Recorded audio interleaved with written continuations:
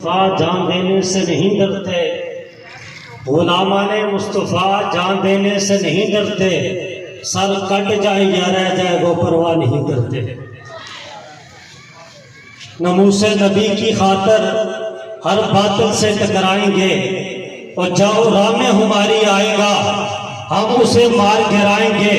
اور یہ مسئلہ ہے جب ایمان کا، کیا خطرہ پھر جسم و جان کا، اس مسئلے کو جو چھیڑے گا پھر تاج اچھالے جائیں گے۔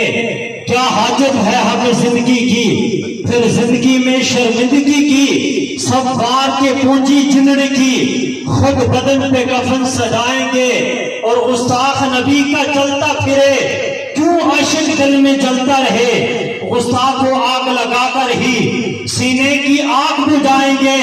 اور اس رائے محبت میں ہم سے مہمان بنے جو جہنم کے، کل خلد بری کے باغوں میں تختوں پہ دیکھے جائیں گے۔ اور نبی کی عزت کر مانگے، ہم سب کی جان بھی حاضر ہے، ایک بار نہیں ان پر تو لکھ بار بھی صدقے جائیں گے۔ بولے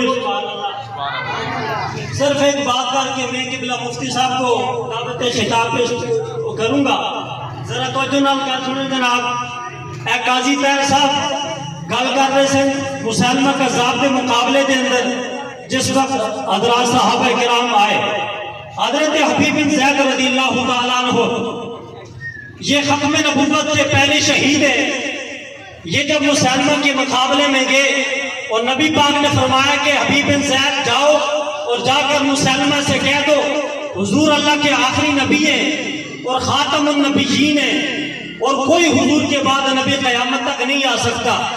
جب حضرت حبیب بن زید مسلمہ کذاب کے پاس پہنچے تو اس نے حضرت حبیب بن زید کو گرفتار کروا لیا۔ حضرت حبیب بن زید جب گرفتار ہو گئے، مسلمہ کہتا ہے کہ میں تمہارے نبی کو نہیں مانتا، بلکہ تو ایسا کر کے مجھے نبی مان۔ حضرت حبیب بن زید نے کہا کہ تو جھوٹا ہے، حضور اللہ کے آخری نبی ہیں۔ اب مسلمہ نے اپنی تلوار نکالی، حضرت حبیب بن زید کا دائیں بازو قلم کر دیا، اور پھر مسلمہ کہتا ہے بتا کہ مجھے نبی مانتا ہے کہ نہیں۔ دوسری بار حضرت حبیب بن زید کہتے ہیں کہ تو جھوٹا ہے، حضور اللہ کے آخری نبی ہیں، اور مسلمہ نے حضرت حبیب بن زید کے دوسرے بازو کو قلم کر دیا۔ اب تیسری بار مسلمہ کہتا ہے ارے حبیب بتا کہ مجھے نبی مانتا ہے کہ نہیں۔ حضرت حبیب نے اعلان کہا کہ تو جھوٹا ہے، حضور اللہ کے آخری نبی ہیں۔ مسلمہ نے حضرت حبیب بن زید کا دایاں پاؤں بھی قلم کر دیا، اس کو بھی کاٹ دیا۔ پھر مسلمہ کہتا ہے بتا کہ مجھے نبی مانتا ہے کہ نہیں۔ حضرت حبیب بن زید نے وہی جملہ دہرایا، آپ فرماتے ہیں کہ تو جھوٹا ہے، حضور اللہ کے آخری نبی ہیں۔ مسلمہ نے حضرت حبیب بن زید کا دوسرا پاؤں بھی کاٹ دیا۔ اب حضرت حبیب بن زید کے توجہ، دونوں بازو بھی کٹ کے، دونوں پاؤں بھی کٹ کے، اس کے بعد پھر مسلمہ کہتا ہے بتا کہ تو مجھے نبی مانتا ہے کہ نہیں۔ حضرت حبیب بن زید نے زبان سے بول کر کہا اگر چاہے میرے ہاتھ کٹ چکے ہیں، اگر چاہے میرے بازو کٹ چکے ہیں، اگر چاہے میرے پاؤں کٹ چکے ہیں، لیکن میں اعلان بمانگے دول سے کہتا ہوں کہ تو جھوٹا ہے، حضور اللہ کے آخری نبی ہے۔